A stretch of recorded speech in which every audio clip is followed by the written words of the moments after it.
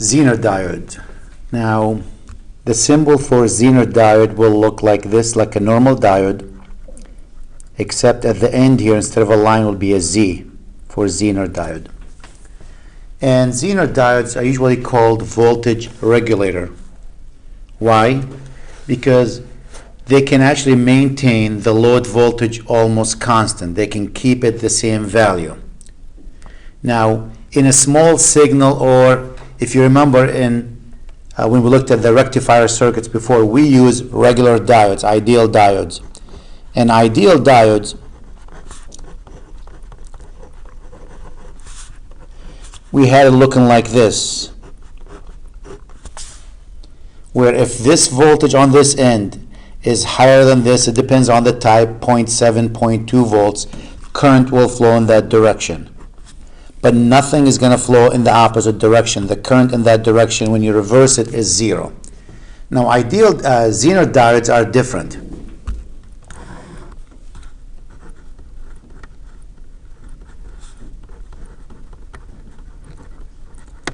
Current actually can flow in both directions. In the forward bias, when this voltage is higher than that, it will work just like this one. So if we look at the picture for, I don't have a ruler to make it nice, but if we look at the voltage versus the current for ideal diode, it will look something like this. It's almost zero here, and when it hits 0.7 or 0.2, we'll call it Vx here, this will go, current will start to flow through it. Well, the Zener diode is very similar to that. And it will look like this. There's a small leakage current, but it hits a certain value, goes down here. So this is actually almost the same as this one. But you're going to hit a voltage here, we'll call it Vz, that's the Zener voltage. If the value exceeds that, you're forcing current to go in that direction. And this is the first time we're looking at the breakdown voltage. When this actually in reverse mode, current is going and traveling in this direction. So they are designed, manufactured by the company, to work that way. Now, there is a maximum current right here. You don't want to exceed that. We'll call it I Zener max. Because if you exceed that, then you're going to break that diode. You're going to destroy it. And notice the slope here is almost a straight line, which means what? The voltage across that doesn't change. What will happen as you start increasing the voltage, the current will increase, but not the voltage across that. Now, how big that Zener voltage? Well, it depends on the maker of them, but they range in value somewhere between 2 volts to as high as almost 1,000 volts. So it's not a small number.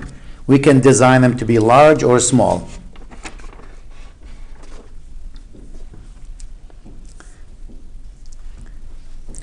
Now, if I build a circuit with the Zener diode,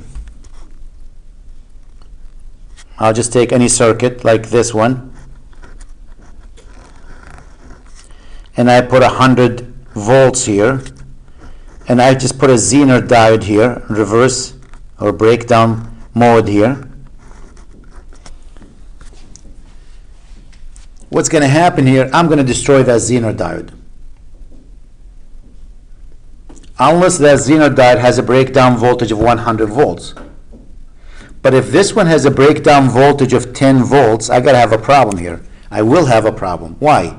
Because I get 10 volts in parallel with the 100 volts, and that's impossible. When elements in parallel, they must have the same voltage. So I'm going to destroy that Zener diode. So to prevent that from destruction, what do? A lot of times we add a small resistor, or the diode itself has a resistor in it to make sure we don't destroy it. If you remember from in third approximation when we talked about diode, it says it have a bulk resistor, and we neglected that because we used first and second approximation. Usually, actually, that resistor with this, before I forget, that resistor with the Zener diode, notice here the slope is infinite for this line almost. So the Zener resistor, that's what we call it,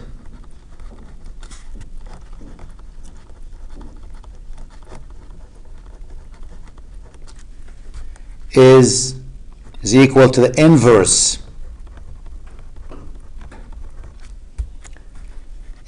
of the slope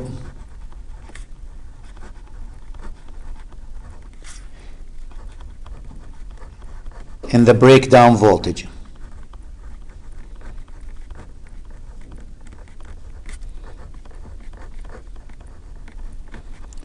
Notice the slope of this line is almost infinite, the rise over the run. If you look at it, so the inverse of that is a 0 basically. So the Zener resistor is really small, it's close to 0. It's not a high value resistor there.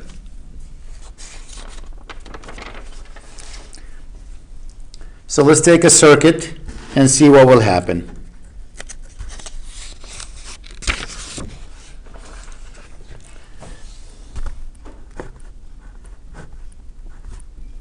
There's the ground, and let's put a voltage source here.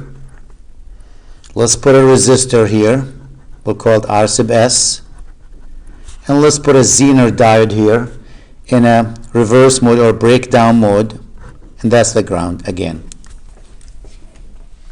Usually I don't like to graph them this way, so what I might do for this is, you know what, I'm going to redraw this. I don't like to see that. I see a lot of books do that. That's R sub S, and that's the Zener diode here.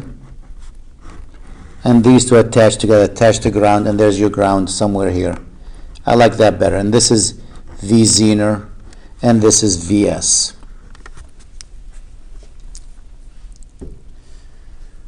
For the current to flow through that, for the current to travel in this direction,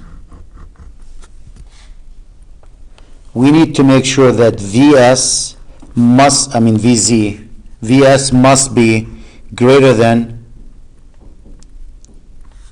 VZ. It could equal to it, that means no voltage drop here. The minute they equal, they start to flow there.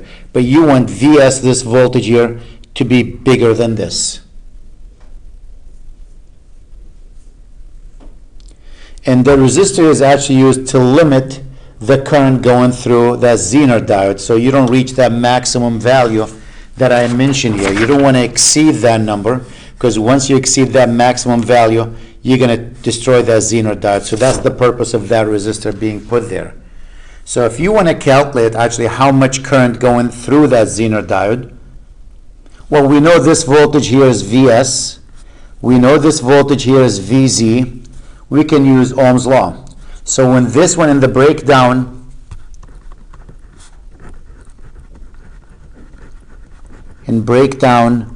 operation,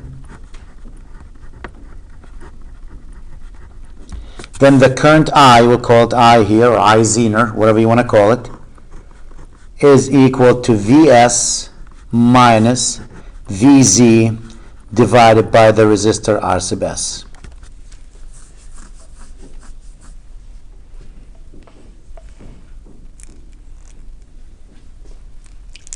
Now, a lot of times we make the assumption that these Zener diodes are ideal. So what does that mean?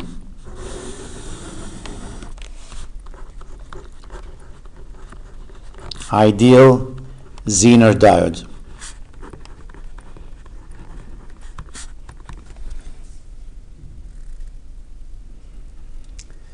When we do that, we make the assumption, we actually assume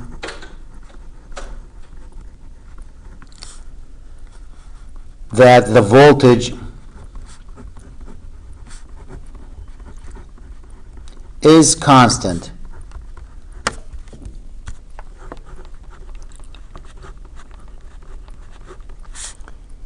Even though the current changes.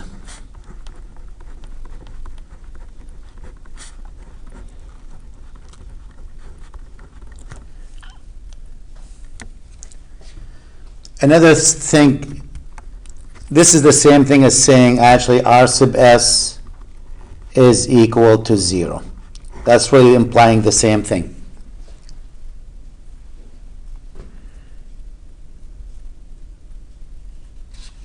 So another way of saying it, that the Zener diode is actually reacting as a battery. So basically this means, again,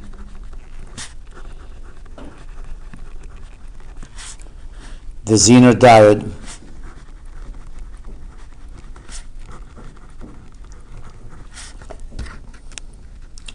operating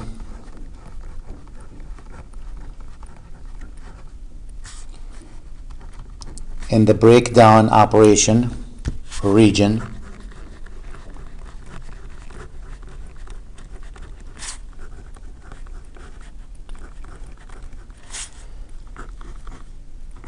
ideally acts like a battery. That's really what that means. You can take it out and put a battery of 10 volts, 7 volts, whatever that voltage is.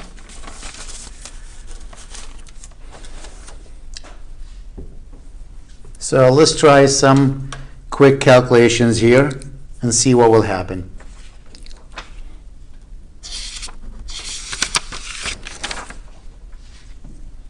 Here's an example.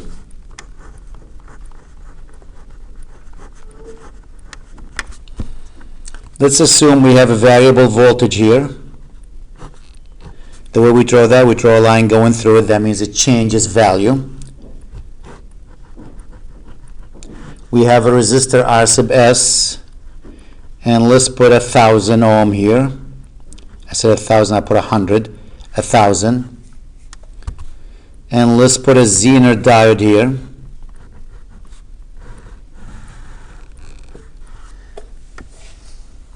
And let's say the Zener diode has a breakdown voltage VZ equals 10 volts. Meaning what? Once this voltage on this end is 10 volts higher than that end, current will go through it. And this is my V out. Notice, once this is on, V out is always going to be 10 volts.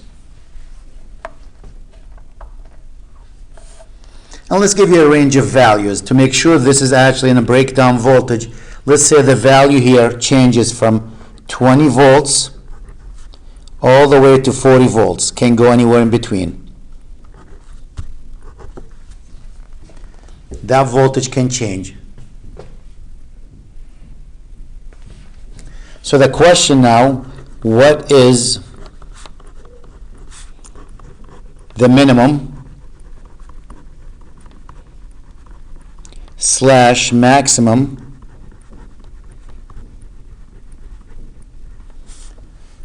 Zener current?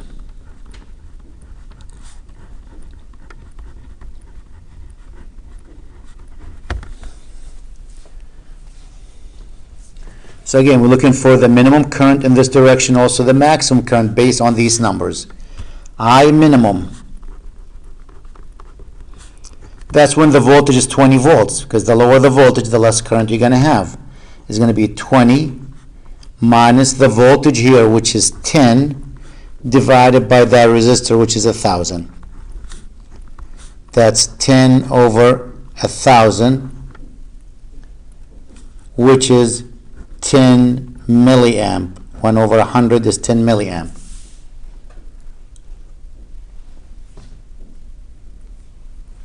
And what is Imax? Maximum voltage. Maximum current through it. That's when the voltage is maximum. It's 40, the voltage here is 40, minus the voltage here, which is 10, divided by 1,000, and that goes to what? 30 over 1,000. I wrote 100 again here. I just noticed it. And that's what? 3 over 100, that's 30 milliamp. And what is V out the entire time? V out the entire time as the voltage changes between 20 to 40 stayed the same, which is 10 volts. So it kept the voltage constant regardless what this value is. All we're doing, we're changing the current through that. By increasing and decreasing the current through it, we maintain that voltage.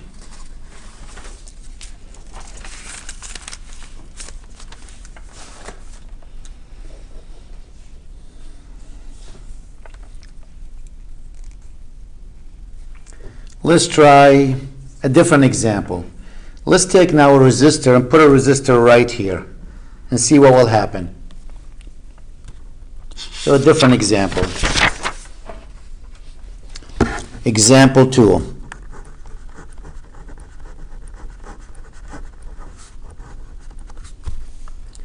Let's take a voltage source here.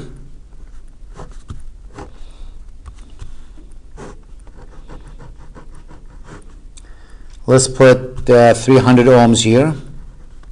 That's RCBS. Let's put a Zener diode here.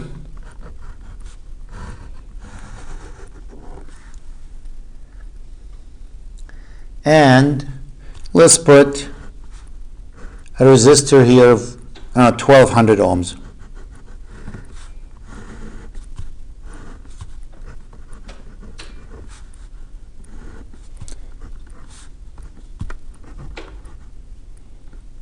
This is V out. And again, let's assume the breakdown voltage for this diode, VZ equals 10.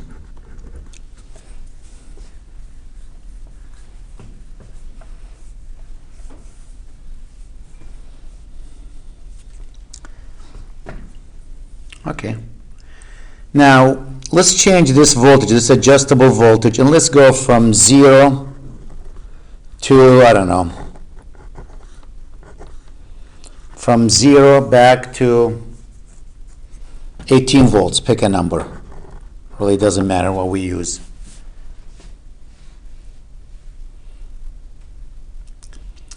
Let's watch and see what will happen.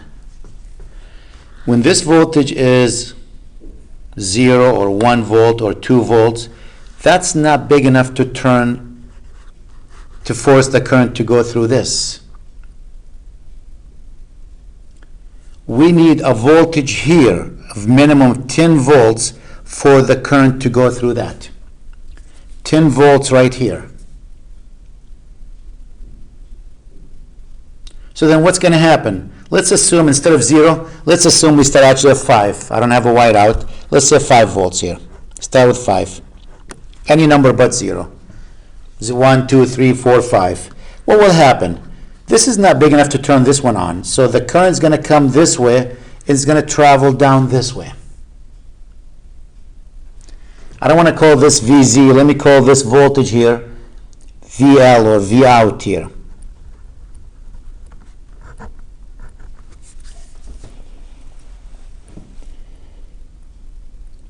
So this is not in breakdown mode, so nothing's going through it. All the current's going through this, coming down that way. Well, I can use voltage division. Then VL is going to equal, so this is if, we'll call this VS. If VS equals 5 volts. Then VL is going to be what? VS times that resistor, which is 1200, that's voltage division, over the sum of them, which is 1500. 5 times 12 over 15 if you simplify, and that's actually what? 4 volts. That's not big enough. That diode, Zener diode, is not in breakdown mode. What will happen if that voltage VS goes to 12 volts?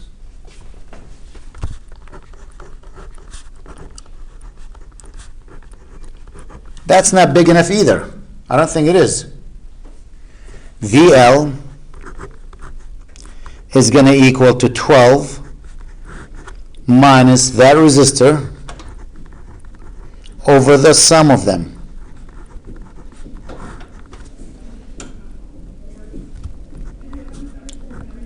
(12) times 12 over 15, which is 144. 12 times 12, divided by 15. It's 9.6, close but not. So 12 volts won't even do it. So what do I need for a voltage here to make sure this is actually in a breakdown mode? To be in breakdown mode, so I'll write it down. To be in breakdown mode,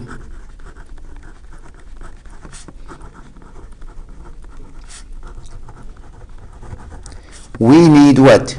VL to be 10 volts. Can we solve the problem backward? So VL, which is 10, equals VS times 1200 over 1500.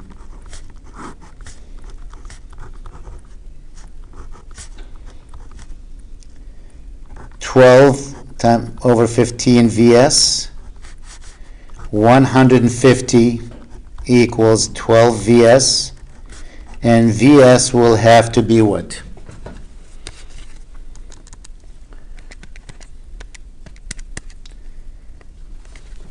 .54 volts. So I need 150 over 12. I hit the wrong key. I divided by 13. 150 divided by 12. 12.5. Sorry, 12.5.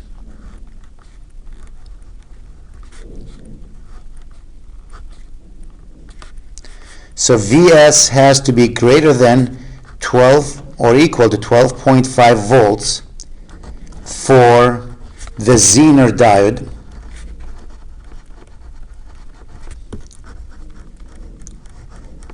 to be in breakdown operation.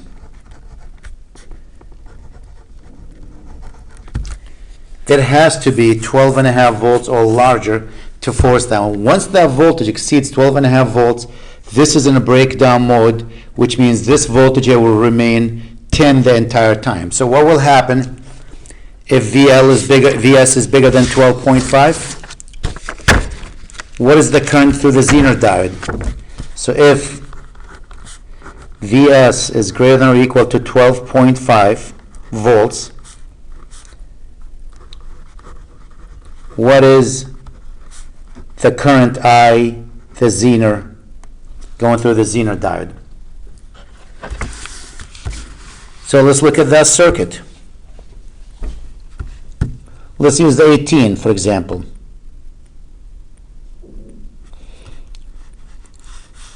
Or it doesn't matter, I can leave as VS.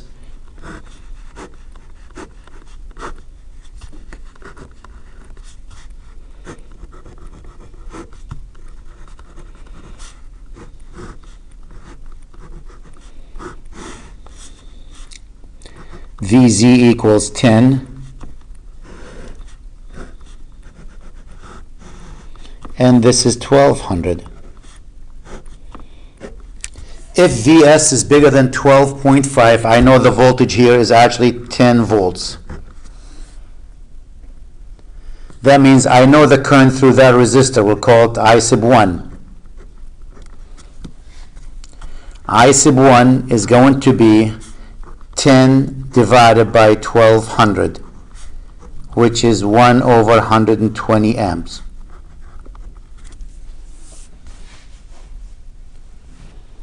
I know this voltage, I sub S. I sub S will equal this voltage here, which is VS, minus this voltage here, which is 10, divided by 300.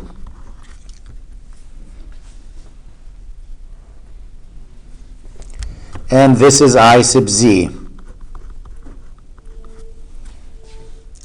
I can use Kirchhoff current law, and if you remember, Kirchhoff current law says all the currents entering a node, which is I sub S, should equal all the currents leaving the node, which is I sub Z plus I sub 1. So I sub Z is equal to I sub S minus I sub 1. I sub S happens to be VS minus 10 over 300. I sub 1, which is 1 over 120. So if you give me a number for Vs, if you told me Vs is 20 volts, I can tell you what I sub Z is. If you told me Vs was 18 volts, I can tell you what I sub Z is. So it depends on these numbers. Whatever you give me for Vs, as long as Vs is larger than or equal to 12.5. And again, you do not want to have a current going through that Zener diode that's going to exceed that number, because if you exceed that number, you just destroyed it.